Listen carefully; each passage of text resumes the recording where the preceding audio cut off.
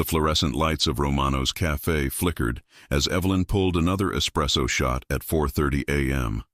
Her hands trembled with exhaustion, dark circles carved beneath her eyes like bruises. 23 years old and already running on empty. "You're slow today, Carter." Marcus Romano's voice cut through the steam hiss, sharp and deliberate. He wasn't the owner, but he ran the place like his personal kingdom, and everyone knew the Romano family had connections extending far beyond coffee. Evelyn didn't respond. Silence was safer. The tuition deadline haunted her. Tomorrow at 5 p.m., $8,400. Her bank account mocked her with $237. "I said you're slow." Marcus stepped closer, expensive cologne mixing with cigarette smoke and entitled anger. "I heard you. The morning rush just started. Are you talking back to me?" The cafe went silent. Other workers suddenly found reasons to avoid eye contact. The door chimed. Mrs. Chen shuffled in, 82 and arthritic, fumbling with her coin purse. It slipped, coins scattering like metallic rain. The old woman's face crumpled with embarrassment. Evelyn was on her knees gathering coins before Marcus could speak. "It's okay, Mrs. Chen. I've got it." "I'm so sorry, dear. My hands aren't what they used to be. You brighten my morning every time you come in." Evelyn counted the coins, preparing the order with care. When Mrs. Chen left with a grateful smile, Marcus was in her face. What the hell was that? Customer service? That was insubordination. You're a coffee girl, Carter. A nobody who thinks she's special because she's slumming through med school. You think you're better than this place? Better than me? 2 years of his cruelty crystallized into clarity. I think anyone who treats people with basic decency is better than someone who belittles others. Mrs. Chen deserved kindness. If you can't see that, maybe you don't belong in customer service. Marcus's face purpled. Phones appeared, recording.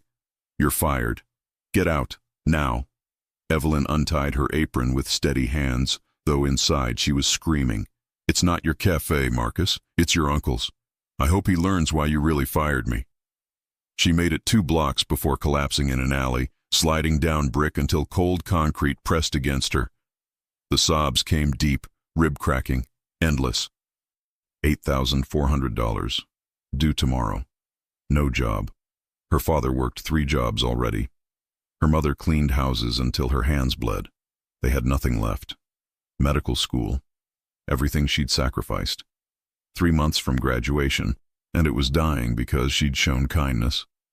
Evelyn pulled out her phone, vision blurred.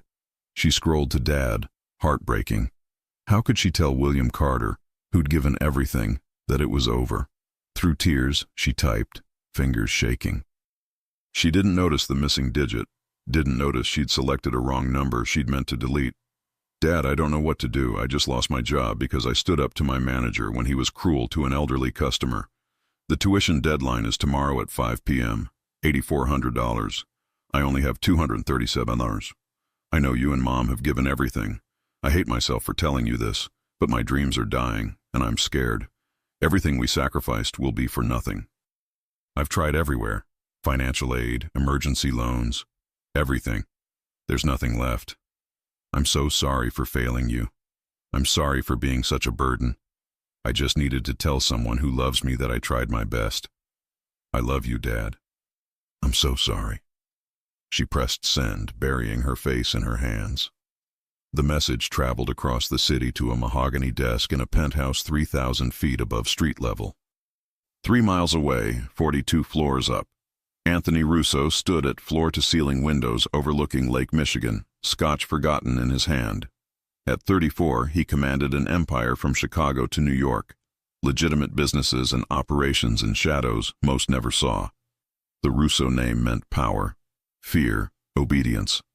Tonight, none of it mattered. His consigliere Marco had left an hour ago with warnings about Moretti family moves. Anthony had made appropriate decisions, ordered necessary responses, all automatic, all meaningless. He was so goddamn tired of the violence, the calculation, the endless chess game, tired of women who wanted his money, power, or name. Never him. His phone buzzed. Unknown number. "Dad, I don't know what to do. Anthony almost deleted it. Wrong number. Not his problem. But he opened it anyway. By the second sentence, his breath caught. By the end, something dead inside him stirred painfully. He read it 3 times. This wasn't manipulation or strategy. This was raw, desperate honesty. A woman watching her dreams die, pouring her heart out. The pain was palpable, radiating from his screen. Everything we sacrificed will be for nothing. When had anyone sacrificed anything for him? I just needed to tell someone who loves me that I tried my best. Anthony's jaw tightened. Somewhere in this city, a woman was crying because she'd stood up for what was right and lost everything. While he sat in his glass castle, surrounded by wealth that could solve her problem with pocket change, he pulled up his banking app before overthinking, found her number, initiated a wire transfer. $8,400. Less than his last suit cost. But to her, everything. His finger hovered over confirm. This was insane. His lawyers would commit him. Marco would question his judgment. But Anthony had built his empire on instinct, and his instincts screamed this mattered. He pressed confirm. The transfer went through instantly. Somewhere, Evelyn Carter's phone would light up with salvation. And Anthony felt something foreign, satisfaction unrelated to power or profit. He'd given someone hope simply because he could. He saved her number, telling himself it was just to track the transaction, that he'd never use it again. But deep in his chest, something had awakened. Something that wanted to know more about the woman who wrote with such raw honesty it cracked his walls. Anthony stared at the city lights, and for the first time in years, he wanted to know what happened next. For the first time in years, Anthony Russo was curious about another human being. That curiosity was about to change everything. Evelyn didn't sleep. She sat on her apartment floor until dawn broke through the thin curtains, her phone clutched in her hand like a lifeline. Her younger sister Maya slept soundly in the next room, blissfully unaware that their family's dreams were crumbling. At 6:47 a.m., her phone buzzed with a banking notification. Evelyn almost ignored it, probably another low-balance warning. But something made her look. Her heart stopped. Deposit, 8400 Trellin. Posted, 11:47 p.m. She blinked hard. Certain exhaustion was creating hallucinations. Closed the app. Reopened it. The number remained, glowing like a miracle she didn't deserve. "Oh my God," she whispered, then louder, "Oh my God." She stumbled to her parents' bedroom, found her father already dressed for his delivery shift. "Daddy, thank you. I can't believe you found the money. What did you—" William Carter's weathered face creased with confusion. "Baby girl, slow down. What money?" "The tuition payment. You sent me $8,400 last night." Her father took her phone, stared at the screen. "Evelyn, I didn't send this. I don't even know how to transfer that much. And honey, we don't have this money." Ice water through her veins. Then who? With growing dread, she opened her messages. Scrolled to last night's conversation. The number was wrong. She'd sent her desperate, heartbroken confession to a complete stranger. "No, no, no, no, no." Evelyn sank onto the couch, hands shaking. "Some stranger just sent me $8,400 because they thought I was asking them for help. We have to return it immediately," William said, his voice grave. Evelyn knew he was right, even as the words felt like swallowing glass. Returning the money meant watching her dreams die again. But keeping money that wasn't hers?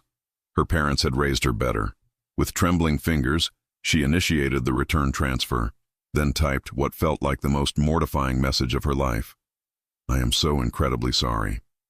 I cannot express how embarrassed and horrified I am. Last night I was trying to text my father about my situation, but in my distress, I sent it to your number by mistake. I have immediately returned your money. I never meant to bother a stranger or ask for help. Thank you for your incredible kindness, but I cannot accept money that isn't meant for me. Again, I am so very sorry for disturbing you. Please forgive my mistake." She read it 3 times, making sure it conveyed humility without seeming like she was fishing for the money back. Finally, she hit send and put her phone face down, too mortified to look at it. "You did the right thing," William said, arm around her shoulders. Evelyn nodded, not trusting her voice. She was right back where she started. Worse, actually. Now she'd humiliated herself in front of a stranger who'd only tried to help. 3 miles away, Anthony was having his first peaceful morning in months. He'd slept better than he had in weeks, waking with unfamiliar anticipation. The memory of his impulsive gesture made him feel more alive than any business deal ever had. He was reviewing reports over coffee when his phone chimed. Banking notification. Evelyn Carter had returned his money. Every penny. Anthony stared in disbelief. In his world, money flowed in one direction, toward him. People asked for investments, loans, handouts. No one ever returned money he'd freely given. Then came her message. He read it once, then immediately again. The tone was so different from her first message. Formal where the other had been raw. Apologetic where the other had been desperate. But underneath the careful politeness, he sensed the same genuine heart that had moved him. She'd returned money she desperately needed because she believed it was right. In a world where people would betray family for stock options, Evelyn Carter had given back a fortune because it wasn't rightfully hers. Anthony found himself smiling for the first time in weeks. He began typing carefully. Please don't apologize. Your message last night was the most genuine thing I've read in years. I sent that money because I wanted to help someone who clearly deserved it, not because I was obligated to. Mistakes happen, but your character shines through in how you've handled this. Keep the money. When you're able, pay it forward to someone else who needs help. Focus on your dreams for now. He paused, then added something he hadn't shared with anyone in years.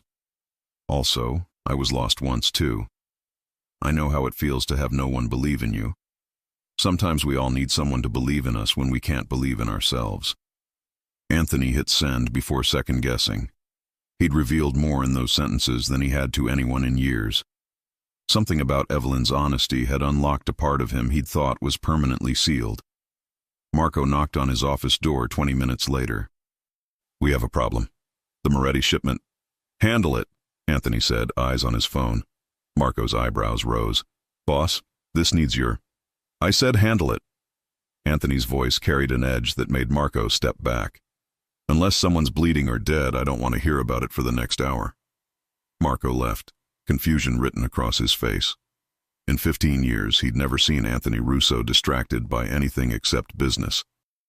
Evelyn's phone buzzed while she was helping her mother prepare breakfast, trying to act normal despite her world crumbling. She glanced reluctantly, expecting maybe a formal acknowledgement. Instead, she found something that made her breath catch.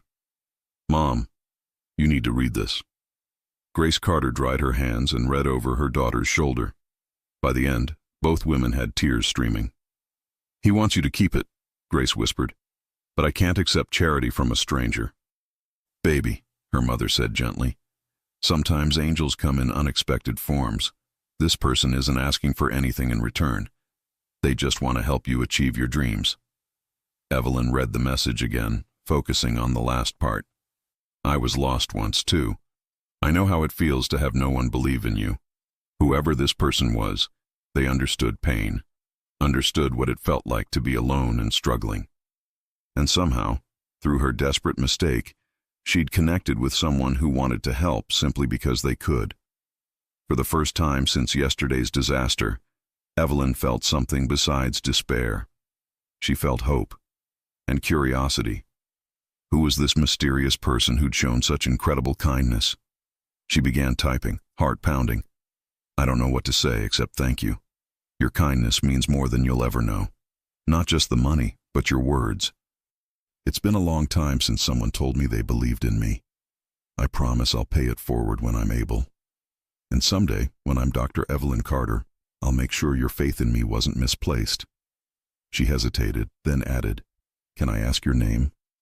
I'd like to know who my guardian angel is.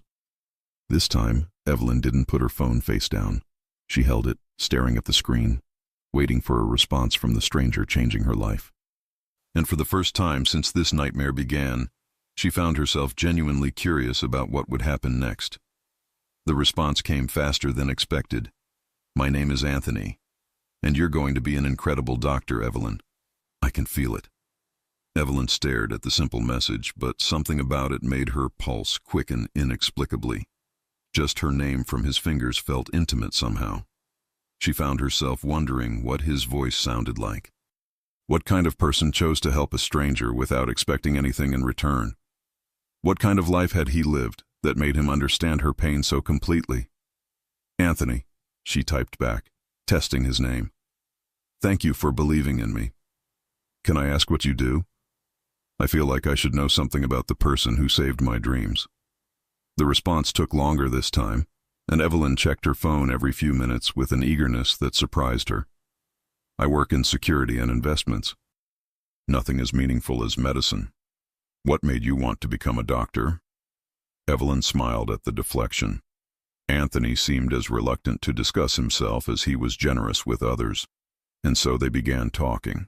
Really talking, in a way Evelyn hadn't experienced in years. What she didn't know was that Anthony was sitting in his office, ignoring Marco's increasingly urgent texts about territory disputes, completely absorbed in conversation with a woman he'd never met. What she didn't know was that Anthony Russo wasn't in security. He ran it, enforced it, controlled it through methods that would horrify her. What she didn't know was that the guardian angel who'd saved her dreams had blood on his hands that no amount of generosity could wash clean. But for now, in the safety of text messages and careful omissions, they were just two lonely people who'd found each other by accident, or maybe by fate, and neither could stop, even if they wanted to. Anthony stared at his phone for the third time in 10 minutes, Marco's voice fading to background noise during their strategy meeting about the Moretti family's latest move on their South Side operations. When I was 12, my grandmother had a stroke, Evelyn had written. The doctor who treated her was this amazing woman, Dr. Lopez. She was brilliant and kind, and she held my hand while explaining everything in words I could understand. She saved my grandmother's life, but more than that, she made me feel less scared. I want to be that person for someone else's family. Something twisted in Anthony's chest. He'd never had that.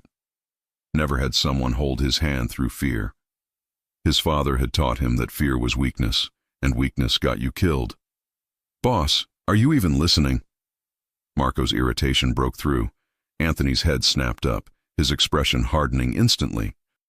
The Moretti shipment arrives Thursday at Pier 17. We intercept it, send a message.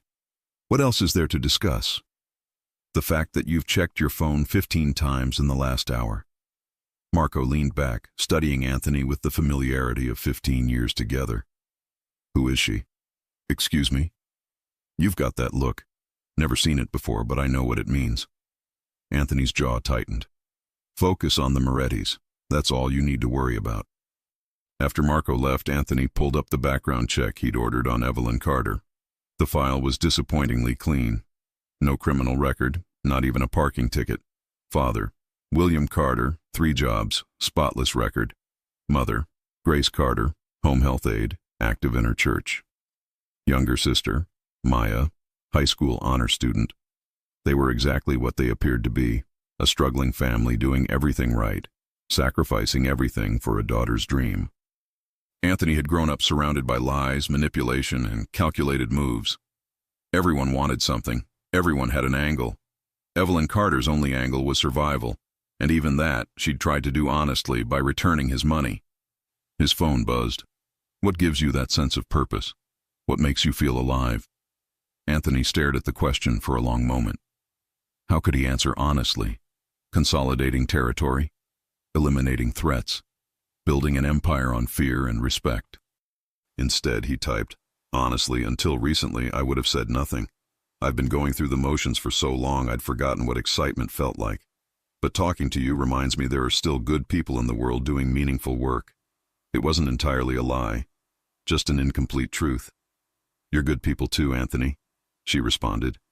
You changed my entire life because you saw someone in pain and decided to help.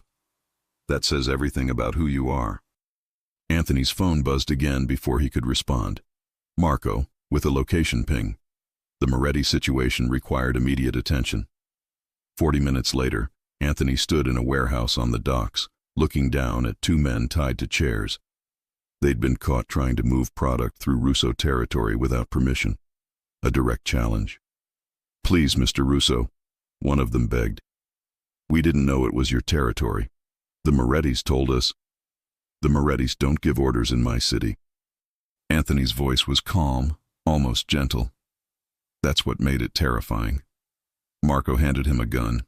"Standard procedure. Send the bodies back with a message. This is what happens when you disrespect the Russo family." Anthony raised the weapon, and his phone buzzed in his pocket. "I had the most amazing class today.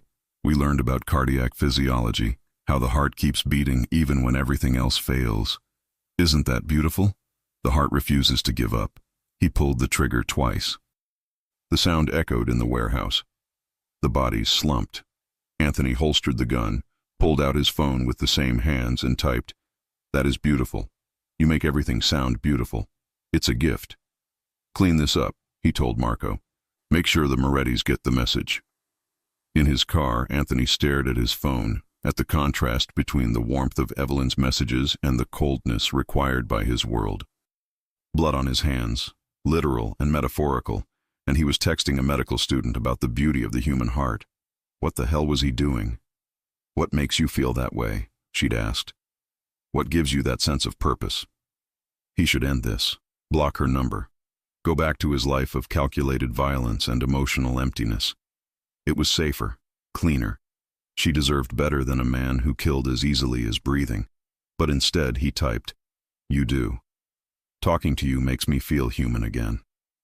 And that, more than anything he'd ever done, terrified him. Over the next 2 weeks, their texts became constant. Evelyn would message between classes, sharing thoughts on healthcare policy or funny stories about Cadaver Lab. Anthony would respond between meetings, carefully editing out the violence that marked his days. "Do you ever feel guilty about your success?" Evelyn asked one evening. "Like maybe you don't deserve it when other people struggle so much?" Anthony stared at the question. Guilty? He felt guilty about plenty. The lives he'd taken, the fear he'd cultivated, the darkness he'd spread. But success? "Every day," he admitted. "I inherited most of my opportunities. You've earned every single one of yours. But you could have been entitled and selfish with those opportunities. Instead, you help people like me. That's a choice, not an accident." Anthony leaned back in his office chair, something warm spreading through his chest. She had no idea what he was, what he did, the empire built on broken bones and blood money. And yet, she saw something good in him. Maybe it was still there. Maybe helping her wasn't just impulse, but proof that he hadn't completely lost himself to the monster his father had groomed him to become. His office door burst open. Marco, face grim. "We have a problem, big one." Anthony pocketed his phone. "Talk." "Feds executed a warrant on the Moretti's downtown operation. Seized everything. Books, computers, product. They're building a RICO case." "Against the Morettis?" "Against everyone, us included. They're calling it Operation Family Ties. They want to take down every organization in Chicago." Anthony's mind shifted instantly into strategic mode. "What's our exposure?" "Minimal on paper. But boss, they've got a task force. They're looking at associates, girlfriends, anyone connected." The implication hung heavy. Anyone connected to him would become a target. Anyone like a medical student he'd been texting for 2 weeks. "Run background checks on everyone in my contact list," Anthony ordered. "Find vulnerabilities before they do, and increase security on all family operations." After Marco left, Anthony stared at his phone. The smart play was obvious. Cut contact with Evelyn, protect her by keeping her out of his world. But when her next message came through, "Tell me something true about yourself. Something you don't tell anyone else." Anthony found himself typing, "I'm terrified that the best parts of me died a long time ago, and I'm just pretending to be human. Until I met you. You make me want to be real again." He hit send before he could stop himself. Her response came quickly. "You are real, Anthony. I can feel it in every word you write. Don't let anyone make you forget that." Anthony closed his eyes. She believed in a version of him that didn't exist. A good man who helped strangers. Not a killer who ran an empire built on fear. But God help him. He wanted to be that man. The man she thought she was talking to, even if it meant living a lie, even if it meant she could never know the truth. His phone buzzed with another message. When can we meet? I want to know the man behind these words. Anthony stared at the question, torn between desperate want and cold logic. Meeting her would change everything. She'd see him, and he'd see her, and this careful fiction they'd built would collide with reality. But he was already typing, soon, very soon, I promise, because monsters don't get redemption, but maybe they get moments, and Evelyn Carter was his. The cafe Evelyn chose was in Lincoln Park, a neighborhood of tree-lined streets far from the South Side territories where Anthony conducted most of his business. Neutral ground, though she didn't know that's what she'd selected. Anthony arrived 20 minutes early, parking 2 blocks away. Marco had argued against this meeting, called it reckless. Anthony had told him to stay in the car and keep quiet. His phone buzzed. I'm here. Nervous. Is that crazy?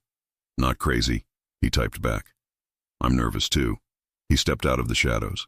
The cafe was warm, filled with coffee and cinnamon scents. Anthony scanned the room. Exits, threats, civilians. Then his eyes found her. Evelyn sat by the window, sunlight catching the warm undertones in her dark brown skin. She wore a simple green dress, her natural curls framing a face both nervous and radiant. When their eyes met, Anthony forgot how to breathe. She was beautiful, real beautiful, the kind that came from the inside out. Evelyn's breath caught when she saw him. Tall, maybe 6'2", moving with a predator's grace in an expensive charcoal suit. Dark hair, slate-gray eyes that seemed to see everything, and a face both beautiful and dangerous. There was something about him that made people glance away, the nearly invisible scar along his jaw, the expensive watch. But it was his eyes that captured her. They softened when they met hers, revealing vulnerability beneath the commanding exterior. Evelyn. His voice was deep, smooth, with an edge that sent shivers down her spine. Anthony. For several heartbeats they just stood there, electricity between them almost visible. Then Anthony smiled. A real smile that transformed his face from intimidating to devastating. May I? He gestured to the chair. Please. He sat with controlled grace, and Evelyn found herself cataloging details. The way his suit jacket pulled across broad shoulders, the careful way he placed his phone face down, giving her full attention. You're staring, Anthony said, amusement flickering. You're different than I expected. Disappointed. Terrified. Anthony's expression shifted to concern. Of me? Of how much I already like you. The honesty slipped out. I've been talking to you for 3 weeks, and I thought I knew what to expect. But seeing you, you're real. This is real. That's terrifying. Anthony reached across the table, stopping just short of touching her hand. May I? Evelyn nodded, and when his fingers brushed hers, electricity shot up her arm. His hand was warm, strong, surprisingly gentle. I'm terrified too, Anthony admitted, hoping I wouldn't disappoint you. Impossible. Evelyn's voice was barely a whisper. A barista called out an order, breaking the spell. Anthony reluctantly released her hand. Tell me something, Evelyn said. Something true. What do you want to know? What you really do. Security and investments is pretty vague. Anthony had prepared careful half-truths. But looking into her honest eyes, he wanted to give her something real. I run a family business. We handle security consulting, manage investments, and facilitate certain business arrangements. That sounds official and tells me nothing. Evelyn smiled. Come on, Anthony. I trusted you with my desperation. You can trust me with the truth. The truth is complicated. I'm studying medicine. I can handle complicated. The cafe door burst open. Marcus Romano walked in with 2 friends, loud and obnoxious. He spotted Evelyn immediately, his face lighting with malicious glee. Well, well, if it isn't Carter. Marcus swaggered over. Slumming with paying customers now? Oh wait, you can't work here. I fired your ass. Evelyn's face flushed. Walk away, Marcus. Or what? You'll lecture me again? He turned to Anthony. Word of advice, man. This one's a charity case. Anthony stood up. The movement was fluid, controlled, but something in it made Marcus step back instinctively. You need to leave. Anthony's voice was quiet but carried an edge that silenced the cafe. Now. Who the hell are you? Someone you don't want to know. Anthony took one step forward and Marcus flinched. Call your Uncle Vincent, ask him about the Russo family, then apologize to the lady and get out of my sight. Color drained from Marcus's face. His hand trembled as he pulled out his phone, stepped away, made a quick call. Whatever he heard made him go white. I'm sorry, Mr. Russo. I didn't know she was... Marcus backed toward the door. Please tell Mr. Russo I meant no disrespect. I am Mr. Russo. Anthony's voice could have frozen blood. And you just disrespected someone I care about. Marcus practically ran out, his friends scrambling after him. The silence was deafening. Evelyn stared at Anthony. The gentleman who'd held her hand had transformed into something that made Marcus flee like a scared child. Who are you? She whispered. Anthony sat back down. I told you. I run a family business. What kind makes someone that scared? The kind that takes security very seriously. Evelyn's mind raced. The expensive suit, the way people looked at him. Marcus's terror at the name Russo. You're not just in security, are you? Evelyn, tell me the truth, please. Anthony looked at her for a long moment. Then he made a decision that would change everything. My family has connections in Chicago. We provide protection, resolve disputes, manage interests that sometimes operate in gray areas. Gray areas. Evelyn's voice was flat. You mean illegal? I mean complicated. We help people when the system fails them. Like a mob? Like a family that takes care of its own. Evelyn should have been horrified. Instead, she thought about Marcus's cruelty, about Anthony's defense without hesitation, about the kindness in his texts. Did you kill anyone? She asked quietly. Anthony's jaw tightened. Would you believe me if I said no? I don't know. Would you lie to me? I don't want to. That's not an answer. It's the only one I can give right now. Anthony leaned forward. I'm not a good man, Evelyn, but I've never hurt anyone innocent. That's my line. Evelyn studied his face, searching for deception. Instead, she saw brutal honesty and fear that she'd reject him. I should leave, she said finally. This is crazy.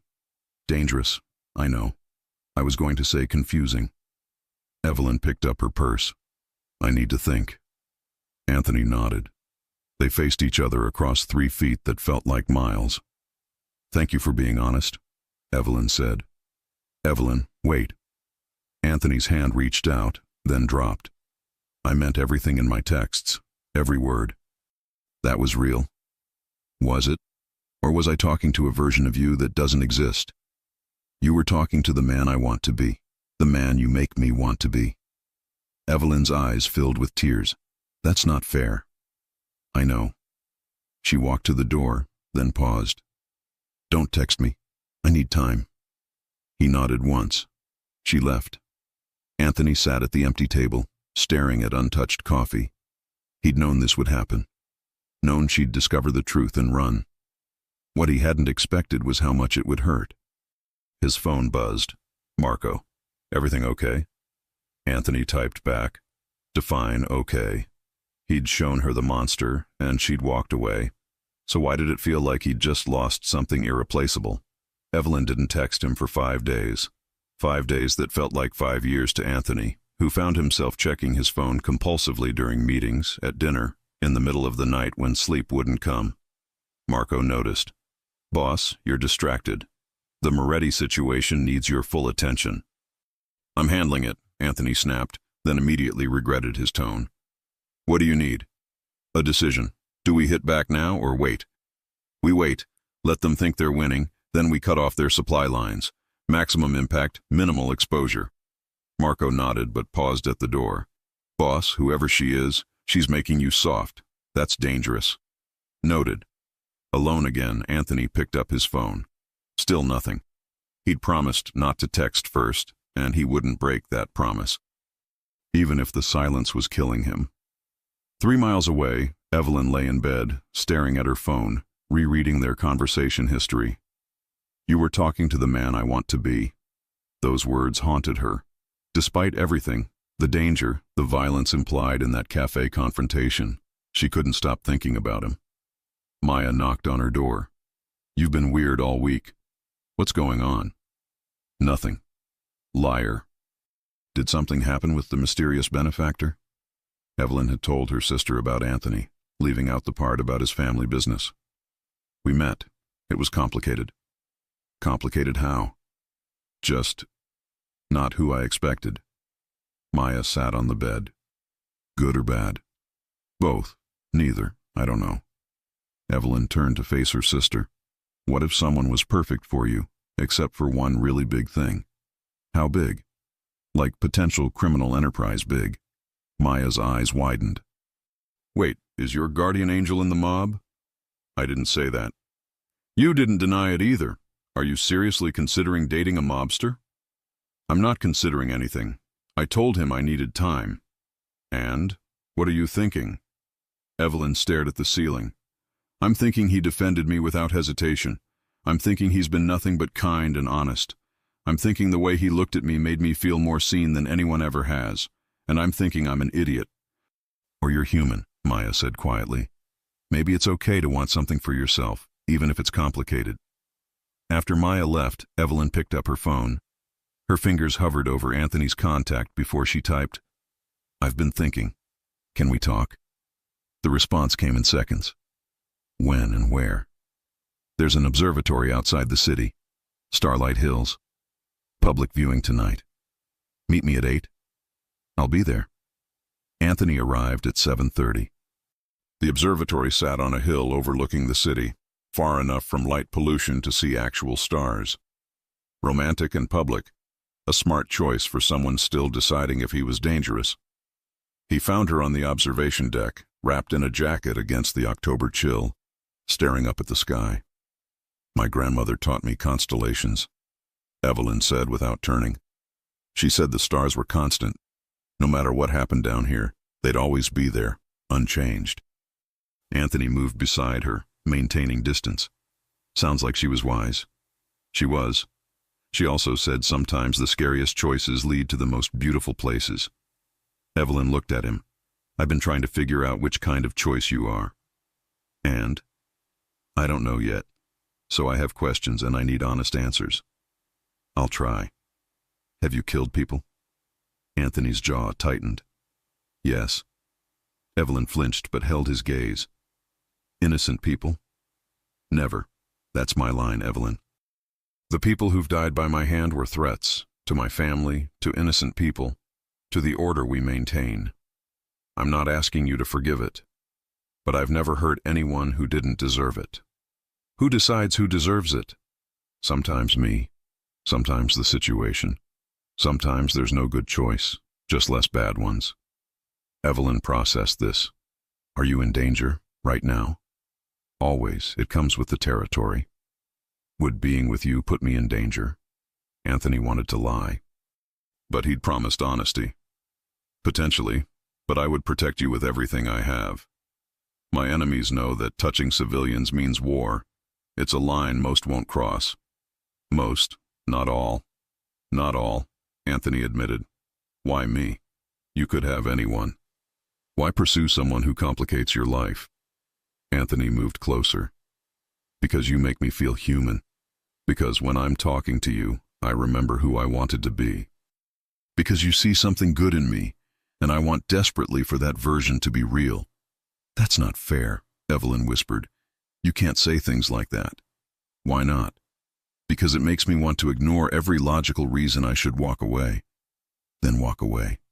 Anthony's voice was rough. "I won't stop you, won't contact you. You'll be safe. That's what you should do, Evelyn. The smart thing." "And what do you want?" Anthony's control cracked. "I want you to give me a chance. I want to show you I can be the man you believed in. I want to take you on dates and learn everything about you. I want to make you laugh and support your dreams. But I can't promise safety or simplicity. All I can promise is that I will protect you with my life and love you with everything I have. Evelyn's breath caught. Love? I'm falling in love with you, Evelyn Carter. Have been since that first text. I know it's fast and crazy, but I can't lie about it.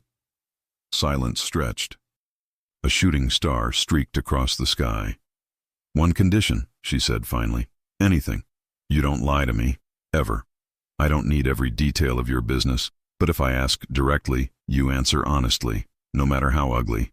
I can do that. And if things get dangerous, you tell me. You don't make decisions about my safety without me. Evelyn, those are my terms. Take them or leave them. He studied her face, saw determination beneath fear. She wasn't running. She was choosing him, eyes open. Deal! Evelyn closed the distance, and Anthony's arms came around her. She fit perfectly against his chest. I'm probably making a huge mistake, she murmured. Probably. But I can't walk away. Anthony tightened his hold. Thank God. Then Evelyn tilted her head back, and Anthony saw the invitation. Their first kiss was gentle, tentative, but when Evelyn's fingers tangled in his hair, gentle became desperate. Anthony's hands cupped her face, weeks of longing pouring into the connection. She tasted like mint and possibility, and he felt like he was falling. When they broke apart, both breathing hard, Anthony rested his forehead against hers. Stay with me tonight, he whispered. Not like that. Just stay. Let me hold you under these stars. Okay. They found a bench, Evelyn curling into Anthony's side. They talked for hours about everything that made them who they were. As dawn approached, neither noticed the black sedan in the far parking lot. Inside, a man with a camera lowered his lens and dialed. Got him. Anthony Russo with an unknown female. Want me to follow? The voice was cold. Get me everything on her. Name, address, family, everything. The Morettis will pay well for leverage. The line went dead. Evelyn's world had just become infinitely more dangerous. 3 weeks into their relationship, Evelyn started noticing things that didn't add up. Anthony's business meetings happened at 2 a.m. His driver, a man named Vincent with cold eyes and a gun bulge under his jacket, watched her like she was a threat assessment rather than a girlfriend. The way restaurant owners rushed to give them the best table, refusing payment. The deference people showed him that went beyond respect into something closer to fear. She tried to ignore it, tried to focus on the Anthony she knew, the man who brought her coffee during late-night study sessions, who listened to her talk about medical cases with genuine interest, who held her like she was something precious. But the inconsistencies were becoming impossible to overlook. Where were you last night? Evelyn asked one morning as Anthony drove her to class. You texted at 3 a.m. saying you'd be late. Handling a business issue. Shipping problem with one of our overseas suppliers. What do you ship? Anthony's hands tightened on the steering wheel. Security equipment mostly. Surveillance systems, that kind of thing. At 3 a.m.? Different time zones. It sounded reasonable, but something in his voice told Evelyn he was lying. That afternoon between classes, a woman approached her in the medical school hallway. Mid-30s, sharp suit, credentials hanging from her neck identifying her as Detective Sarah Chen, Chicago PD. Evelyn Carter? Yes. I'm Detective Chen. I was hoping we could talk about Anthony Russo. Evelyn's stomach dropped. I don't know what you're talking about. We have photos of you together. Multiple dates over the past 3 weeks. Chen pulled out a folder, showed Evelyn pictures of them at dinner, walking hand in hand, kissing goodnight outside her apartment. You seem like a nice girl. Smart, dedicated, good family. So I'm wondering what you're doing with a man like Anthony Russo. A man like what? A crime boss. The Russo family runs drugs, weapons, protection rackets across the South Side. Anthony's father built the empire, and when he died 5 years ago, Anthony took over. Made it twice as profitable and 3 times as ruthless. Evelyn felt like the ground was shifting beneath her feet. That's not... He said he does security consulting. Is that what he calls it? Chen's voice softened. Ms. Carter, I'm not trying to ruin your life, but you need to understand what you're involved with. Anthony Russo is under federal investigation. RICO charges are being built. Anyone close to him becomes part of that investigation. Are you threatening me? I'm warning you. Walk away now before you get caught in the crossfire. Because make no mistake, there will be crossfire. The Russo family has enemies, and those enemies won't care that you're innocent. After Chen left, Evelyn sat in an empty classroom, hands shaking. She pulled out her phone, stared at Anthony's contact. Part of her wanted to call him immediately, demand the truth. Another part was terrified of what that truth might be. Her phone buzzed. Anthony. Dinner tonight. There's something I want to show you. Evelyn typed back. We need to talk. That sounds ominous. Everything okay? I don't know. Is it? A long pause. Then, I'll pick you up at 7. We'll talk about whatever you need. Anthony knew something was wrong the moment Evelyn got in the car. Her smile was forced, her body language closed off. She sat as far from him as the passenger seat allowed. What happened? He asked, not starting the car. A detective came to see me today, Detective Chen. She showed me pictures of us together and told me you're a crime boss under federal investigation. Anthony's jaw tightened. Fuck. So it's true? Everything she said. Evelyn, just answer the question, Anthony. Are you under federal investigation? Yes. Evelyn closed her eyes. What else did you lie about? The security consulting? The business meetings? All of it? I didn't lie. I just didn't tell you everything. That's the same thing. Evelyn's voice rose. You let me believe you were some kind of legitimate businessman when really you're, what, running drugs? Selling weapons? It's more complicated than that. Then uncomplicate it for me. Right now. Tell me exactly what you do. Anthony stared out the windshield, weighing his options. He could lie, minimize, protect her from the full truth, but he'd promised honesty. My family controls territory on the south side. We run protection services for businesses that can't rely on police. We facilitate transactions for goods that are heavily regulated or illegal. We settle disputes when the legal system fails. Yes, some of what we do involves drugs and weapons, but we also protect neighborhoods from worse elements, keep violence contained, make sure innocent people aren't caught in crossfire. You're justifying it. I'm explaining it. You asked for truth, Evelyn. This is it. I'm not a good guy. I've never claimed to be, but I operate by rules. No civilians, no kids, no unnecessary violence. Everything I do has a purpose. And the federal investigation? They've been trying to build a RICO case for 3 years. They have nothing solid, just surveillance and circumstantial evidence. It's background noise. Evelyn laughed bitterly. Background noise.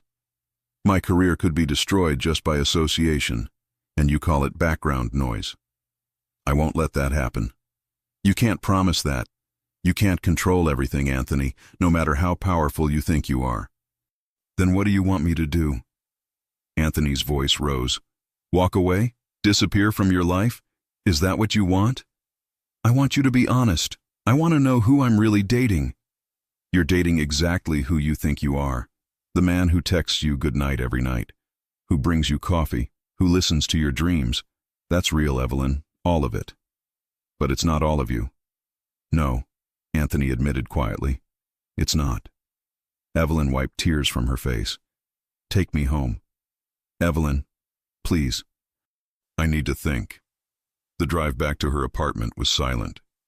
When Anthony pulled up to the curb, Evelyn reached for the door handle, then paused. That detective said you have enemies, that I could get caught in crossfire. Is that true? Anthony's silence was answer enough. I need space, Evelyn said. I need to figure out if I can live with this. How much space? I don't know. Just don't contact me for a while.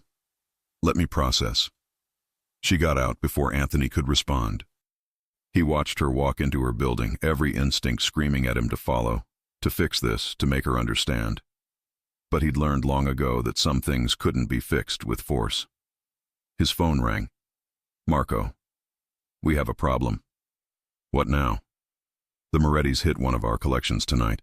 3 of our guys are dead, and they took 200 grand. Anthony's grief transformed instantly to cold rage. Where? Southside Warehouse District. Boss, they left a message. They know about the girl. Every muscle in Anthony's body went rigid. What? They left a photo. Her walking to class today. Message says they know about Evelyn Carter and they're coming for what you care about. Anthony's hands shook on the steering wheel. Lock down the family, increase security on all our people, and get men on Evelyn's apartment now. Already done. Vincent's team is in position. I'm going to the warehouse. Tell the Morettis if they so much as look at her wrong, I'll burn their entire operation to the ground. Anthony ended the call and stared at Evelyn's building. She wanted space. She wanted time to think. But time was a luxury they no longer had, because his enemies knew about her now, and in his world, that meant she was already a target. Evelyn couldn't sleep.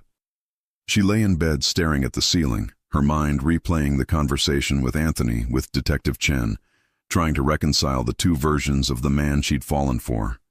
At 2:30 a.m., her phone buzzed. Unknown number. Miss Carter, you don't know me, but I know you. I know you live at 847 Morrison Street, apartment 3B. I know your sister Maya goes to Lincoln High. I know your father drives for Summit Delivery Services. I know everything about you. And I want you to know that Anthony Russo can't protect you from what's coming. Evelyn sat bolt upright, heart hammering. Before she could process, another message arrived. A photo. Evelyn walking to class that afternoon, a red circle drawn around her head like a target. Her hands shook as she dialed Anthony. He answered on the first ring. Evelyn, what's wrong? Someone just texted me, threatened me. They know where I live, where my family. Her voice broke. I'm already outside. Don't hang up. I'm coming to you right now. You're here? Why are you? I'll explain. Just stay on the phone with me. 30 seconds later, there was a knock at her door. Evelyn looked through the peephole and saw Anthony, phone to his ear, his expression carved from stone. She opened the door, and Anthony was inside immediately, checking the locks, the windows, speaking rapidly into his phone to someone else. Sweep the building. I want eyes on every entrance. No one gets close. He finally hung up and turned to Evelyn. Show me the messages. She handed him her phone with trembling hands. Anthony's jaw tightened as he read, his eyes going dangerously dark. This is the Moretti family. They're trying to get to me through you. What? Why? Because they know you matter to me. Because in my world, that makes you leverage. Anthony's hands clenched into fists. I'm sorry, Evelyn. I'm so fucking sorry. I should have been more careful. I should have protected you better. Protected me from what? What's happening? Anthony pulled her to the couch, keeping himself between her and the windows. The Morettis are a rival family. We've been in a cold war for years, but tonight they escalated. Killed 3 of my men and sent this message to tell me they know about you. Oh my God! Evelyn felt like she couldn't breathe. My family? Already protected. I have men outside your parents' house and your sister's school. No one touches them. I promise you that. You promised me honesty too, and look where that got us. Anthony flinched, like she'd slapped him. You're right. I should have told you everything from the start. Should have warned you what being with me meant. But Evelyn, I can't change that now. Right now, I need to keep you safe. By doing what? Starting a war? If that's what it takes. Evelyn stood, pacing the small living room. This is insane. I'm a medical student. I save lives. I don't get threatening texts from mobsters. I know, and I hate that my world has touched yours, but it has, and now we have to deal with it. We? There is no we, Anthony. I asked for space to think about whether I can even be with you, and now you're telling me I'm a target for violence? Which is why you need to let me protect you. I need to not need protection. Evelyn's voice rose. I need to live my life without looking over my shoulder for men with guns. Anthony stood slowly. I can make this go away. Let me handle the Morettis. Send a message so strong they'll never think about touching you again. Then you can decide about us. But right now, your safety is the only thing that matters. And how will you send this message?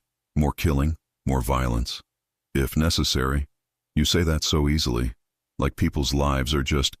The people I kill aren't innocent, Evelyn. They're men who chose this life, who know the rules. The Morettis came after you, a civilian, someone with no part in this world. That breaks every code we have. They need to understand that has consequences. Evelyn sank back onto the couch, head in her hands. I can't think right now. I'm terrified and angry, and I don't know what to do. Anthony knelt in front of her, careful not to touch, but close enough that she could feel his presence. Stay at my place tonight.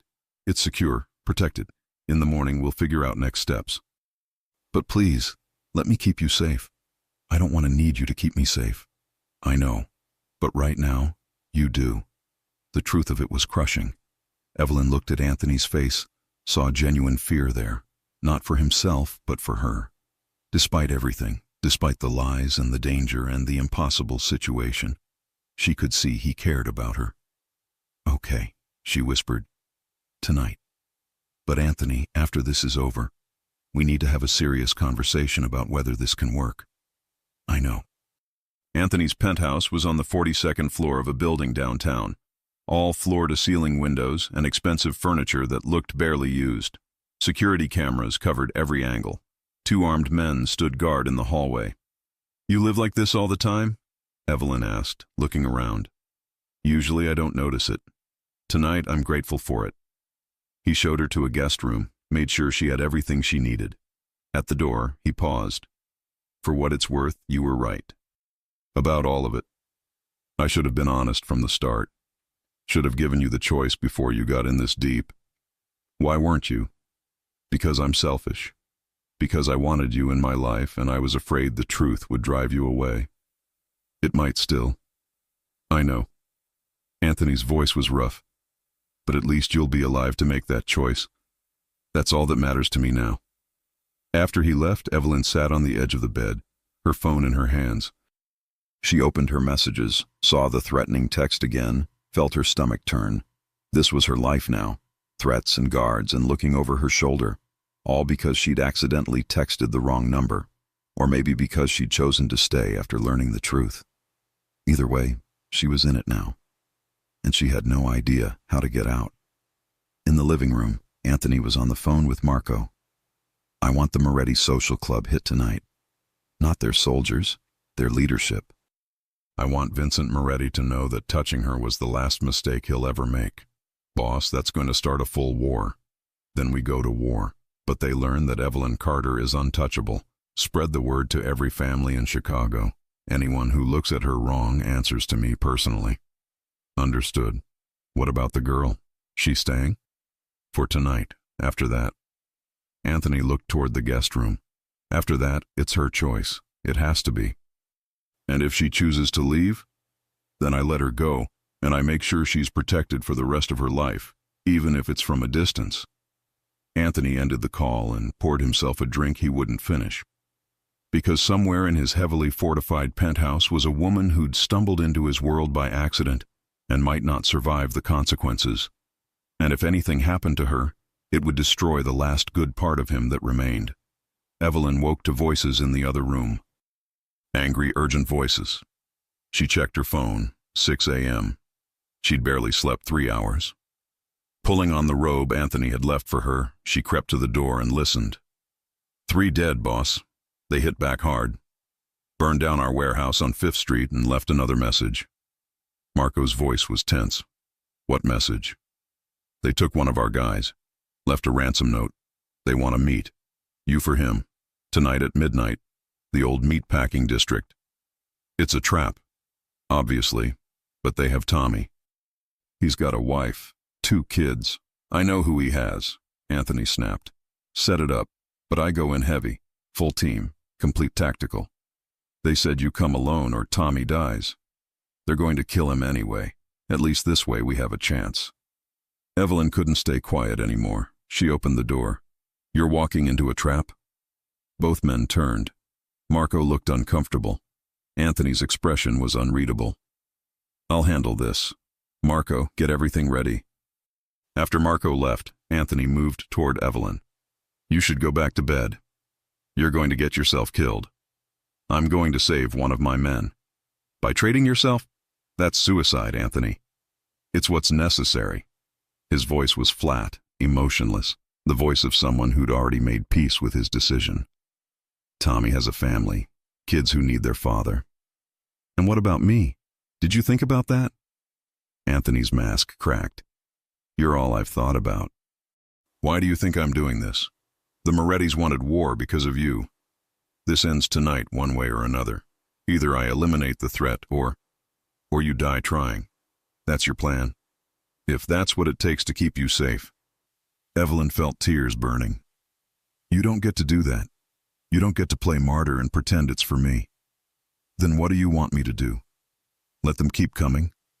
Let them threaten your family? Eventually, they'll stop making threats and start taking action. I won't risk that. So you'll risk yourself instead? My life for yours? That's not even a question, Evelyn. She crossed the room and grabbed his arms.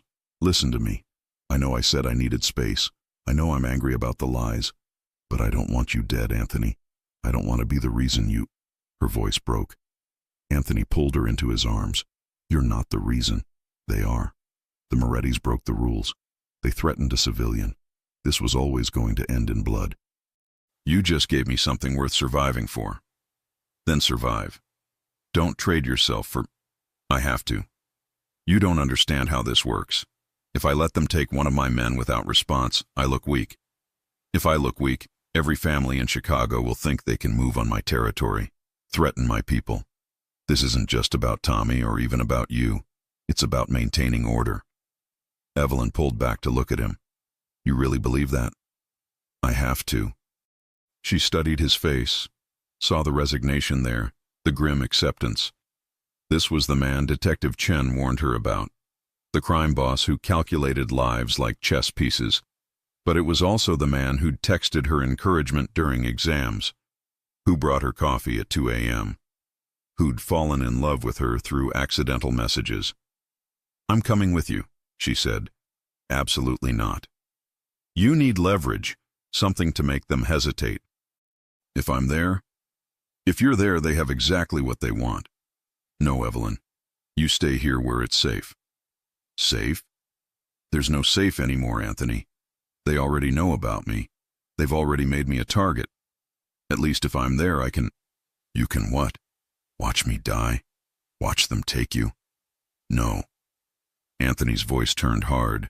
This is not negotiable. Marco will stay with you. This entire building is locked down. You don't leave until I come back. And if you don't come back? Anthony cupped her face in his hands. Then Marco will make sure you're protected. Your family, too. I've already set up accounts, security details, everything you need. You'll be safe. I don't want your money or your guards. I want you alive. That's not your choice to make. The words hung between them like a slap. Evelyn stepped back, wrapping her arms around herself. So that's it? You make all the decisions about your life, about my safety, about everything? I don't get a say? Not in this, I'm sorry. No, you're not. You're doing exactly what you want. Consequences be damned. You're just like... She stopped herself. Like what? Say it. Like every other man who's decided what's best for me without asking. My father working 3 jobs instead of letting me take a gap year. My professors telling me I'm too emotional for surgery. You deciding I need to be locked up here for my own good. I'm so tired of men making choices for me. Anthony's jaw tightened. This is different. Is it? Or are you just another man who thinks he knows better? I'm trying to keep you alive. By getting yourself killed. They stared at each other, both breathing hard, the weight of everything unsaid pressing down between them. Finally, Anthony spoke, his voice low. I need to get ready. We leave in 6 hours. Anthony, I'll come say goodbye before I go. He walked away, and Evelyn stood in the middle of his expensive penthouse, feeling more helpless than she'd ever felt in her life. The hours crawled by. Evelyn tried to study, to focus on anything except the clock ticking toward midnight. Marco brought her food she couldn't eat. The guards changed shifts with military precision. At 11:30, Anthony emerged from his room in all black, tactical pants, fitted shirt, shoulder holster visible. He looked like exactly what he was, a man going to war. "I need 5 minutes with her," he told Marco. "Alone." Marco nodded and stepped outside. Anthony approached Evelyn slowly, like she might bolt. "I know you're angry. I'm terrified. I'm sorry. For all of it. For dragging you into this world, for the lies, for leaving you here, for everything. But you're still going. I have to." Evelyn felt tears spill over. "I can't lose you. I know I'm angry. I know this is complicated. But I can't." She couldn't finish. Anthony closed the distance and kissed her. It was desperate, consuming, tasting like goodbye. His hands tangled in her hair, and she gripped his shirt like she could anchor him there, keep him from walking into the trap they both knew was waiting. When they broke apart, both were breathing hard.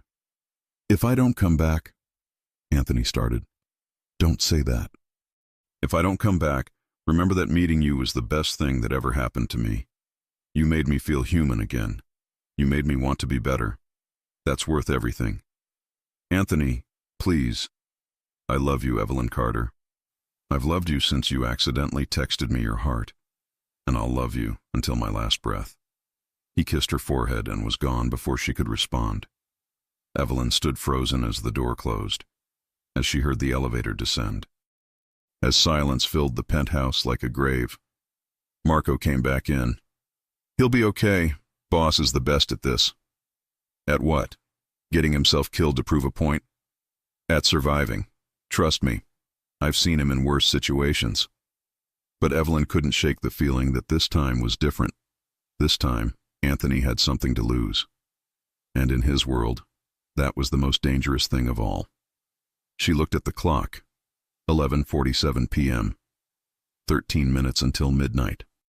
13 minutes until everything changed, and she was trapped here, helpless, waiting to find out if the man she loved would come back alive, or come back at all.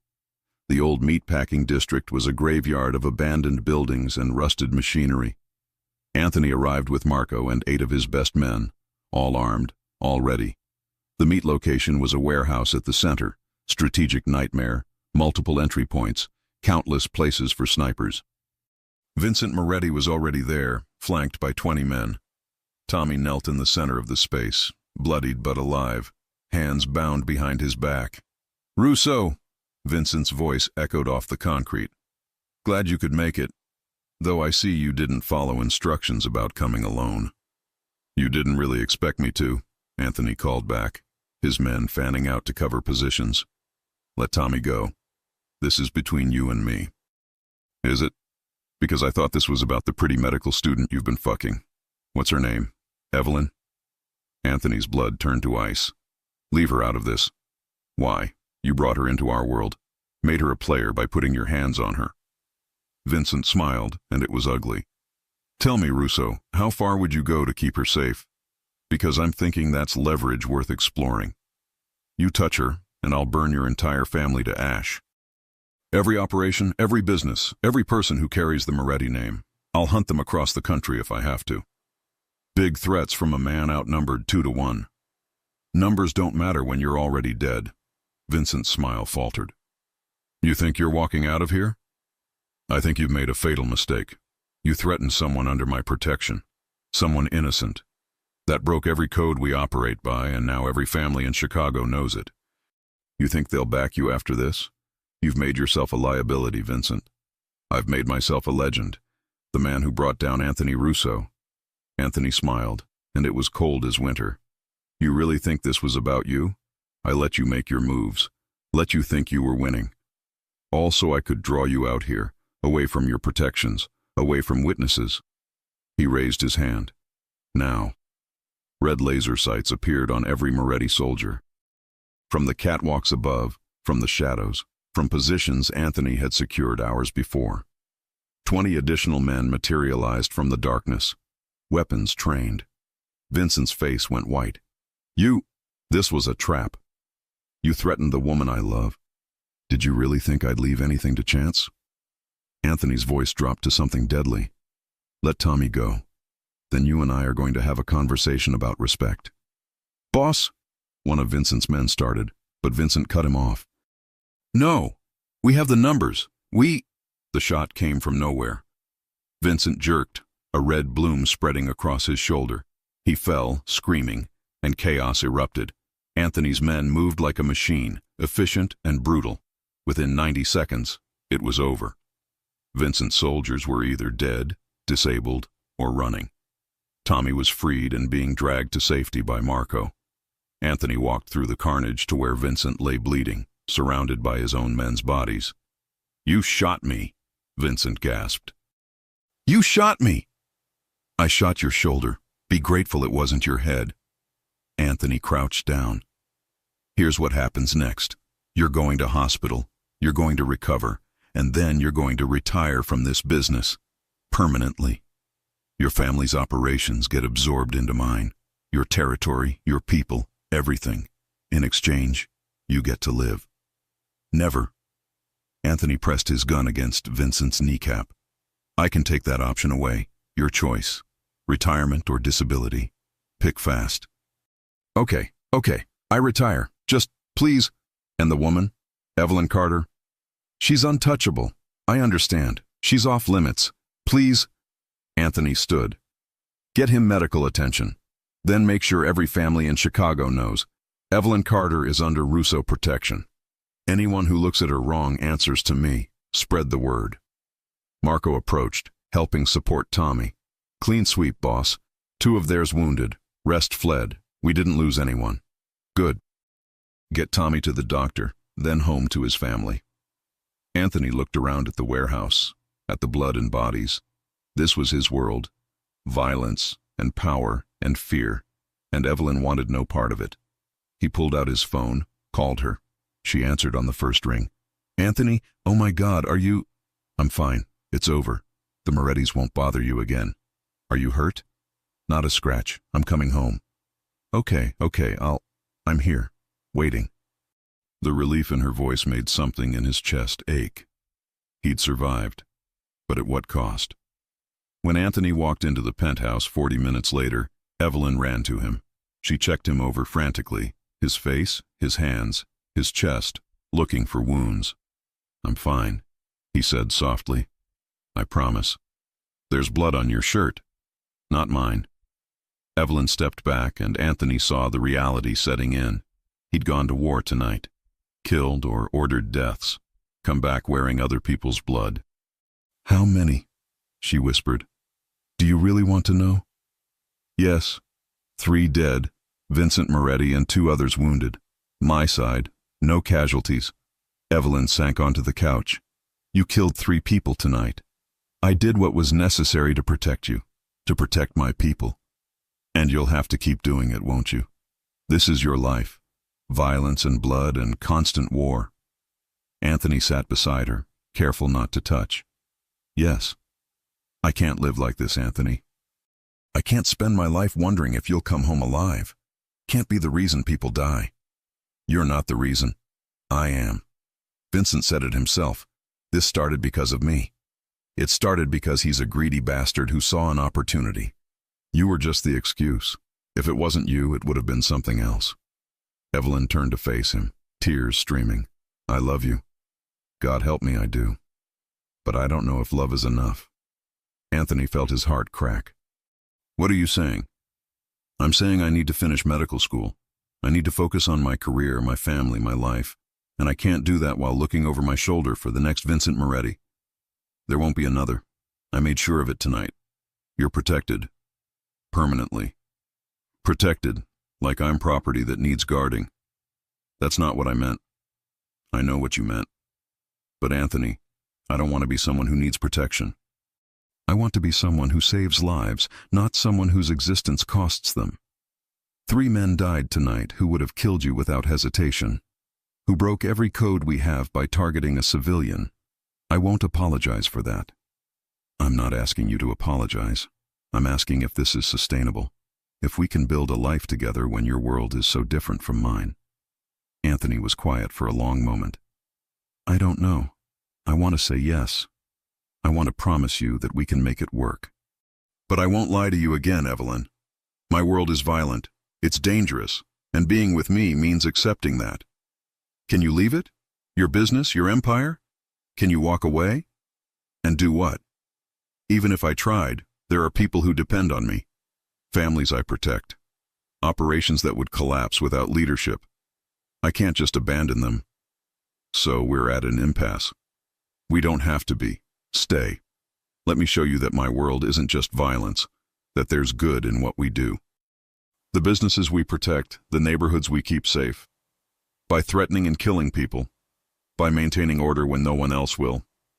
Evelyn stood, wiping her eyes. I need time, real time, not a few days but months. I need to finish school, figure out my residency, get my life on track. And you need to figure out if you can give me what I need. Which is honesty, safety, a future that doesn't involve wondering if you'll come home in a body bag. Anthony stood too. I can give you honesty, safety, I'll do everything in my power. But the future? He gestured at himself, at the blood still on his clothes. This is who I am, Evelyn. I can't change that. I'm not asking you to change. I'm asking if there's room in your life for something besides violence and power. You're in my life. You're the only good thing in it. Then prove it, not with grand gestures or protection details. Prove it by being the man I fell in love with through those text messages. The vulnerable, honest, real man. I'll try. That's all I'm asking. She moved toward the guest room and Anthony caught her hand. Don't go, please. Just sleep here tonight, in my arms. Let me hold you and pretend for a few hours that we're normal people with a normal relationship. Evelyn looked at their joined hands, at the man who'd killed for her tonight, who loved her enough to let her go if that's what she needed. Okay, tonight. They lay in his bed, Evelyn tucked against Anthony's chest, both pretending they couldn't feel the distance growing between them. Because love wasn't always enough. Sometimes it just made the impossible hurt more. 3 months passed in careful distance. Evelyn threw herself into medical school with fierce determination, finals and clinical rotations consuming every waking hour. Anthony respected her need for space, limiting contact to brief texts, nothing romantic, just checking in. Hope your exam went well, thinking of you. Stay safe. But he kept his promise in other ways. Her tuition for the final semester appeared paid in full. Her parents' mortgage mysteriously cleared. Maya received a full scholarship to film school with an anonymous donor. Evelyn knew it was him, but she didn't call to thank him. She wasn't ready. Detective Chen visited her once more. The Moretti investigation collapsed. Vincent Moretti suddenly retired, moved to Florida. The federal case against the Russo family lost its key witness and fell apart. Convenient timing. What do you want me to say? That you're being careful. That you understand Anthony Russo doesn't change, Evelyn. Men like him don't leave that world. They just pull you deeper into it. After Chen left, Evelyn sat in her apartment and finally let herself admit the truth. She missed him. Desperately. She missed his texts at 3 a.m. His terrible jokes, the way he listened when she talked about her cases. She missed feeling protected and cherished and understood. She missed being in love. Her phone buzzed. Unknown number. The observatory. Tonight at 8. If you want answers, come alone. Evelyn's blood ran cold. This felt like a threat, like Vincent all over again, but something made her grab her keys anyway. The observatory parking lot was empty except for one car, Anthony's Mercedes. He stood by the telescope where they'd first kissed, wearing jeans and a simple sweater, no suit, no armor of power. Did you send that text? Evelyn asked, approaching cautiously. No, but I had Marco send it because I knew you wouldn't come if I asked directly. Anthony turned to face her. 3 months, Evelyn. You asked for time and I gave it. But I can't do this anymore. I need to know if there's any chance for us. You lied to get me here. I did what I had to. Story of my life. He smiled sadly. You wanted honesty? Here's honesty. These 3 months have been hell. I wake up reaching for you. I see something funny and want to text you. I handle business, and all I can think about is whether you'd be proud or disgusted. You asked me to prove I could be the man from those messages. But Evelyn, that man only exists because of you. That's not fair. Let me finish. please." Anthony stepped closer. "I've been making changes, real changes. I've started divesting from the drug operations, moving money into legitimate businesses, security consulting that's actually legal, real estate development, technology investments. It'll take years to fully transition, but I'm doing it." Evelyn's eyes widened. "Why?" "Because you were right, about all of it. I was using maintaining order as an excuse to stay in a world I knew. But the truth is, I was scared. Scared that without the power and violence, I'd be nobody. That I'd have nothing to offer someone like you." "Anthony, I'm not finished. I also started therapy. Actual therapy, not just paying someone to tell me I'm fine. Dealing with my father's abuse, the violence I've seen and caused, all of it. Because I want to be better. Not for the business or the family. For you. For us." Tears streamed down Evelyn's face. "You're in therapy?" "Twice a week. Marco thinks I've lost my mind. But I need to understand why violence is my default. How to break patterns I've had my entire life. I want to be the man who deserves you, Evelyn. The man who can give you the life you need. What about your empire? Your responsibilities?" "I'm transitioning leadership to Marco. Gradually so it doesn't destabilize operations. But in 2 years, I'll be completely out of the illegal side. Just a businessman with a complicated past and a desperate hope for a better future." Evelyn couldn't believe what she was hearing. "You'd give up everything you built?" "It's not everything. It's just power and money and fear. You're everything. Your laugh, your dreams, the way you see good in broken things. That's what matters. That's what I want to build my life around. But what if it's not enough? What if you resent me later for making you change?" Anthony closed the distance between them, cupping her face gently. "You didn't make me change. You made me want to. There's a difference. And I could never resent you for giving me a reason to be better." "I'm scared," Evelyn whispered. "Scared of getting hurt. Scared of losing you to violence. Scared of not being enough for the man you really are." "You're scared. I'm terrified. Terrified you'll realize you can do better. That some doctor with clean hands and a normal life will give you what I can't. But I'm asking anyway, because 3 months without you taught me something. I'd rather have 1 day with you than a lifetime of safety without you." "That's the most romantic and stupid thing I've ever heard." Anthony laughed, the sound raw and real. "I'm a work in progress." Evelyn stood on her tiptoes and kissed him. Soft at first, tentative, like testing whether they still fit. Then deeper, weeks of longing pouring out. Anthony's arms came around her, and suddenly 3 months of distance evaporated. When they broke apart, both breathless, Evelyn rested her forehead against his. "I have conditions. Anything. Complete honesty. About your business, your past, everything. No more convenient omissions. Done. And I need to meet your therapist. I want to see you're serious about this. I'll set it up tomorrow. And," Evelyn's voice cracked, "and you have to promise that if things get dangerous again, you'll let me in. No more protecting me by keeping me in the dark. That's the hardest one. Every instinct I have screams to keep you safe by keeping you separate. I know.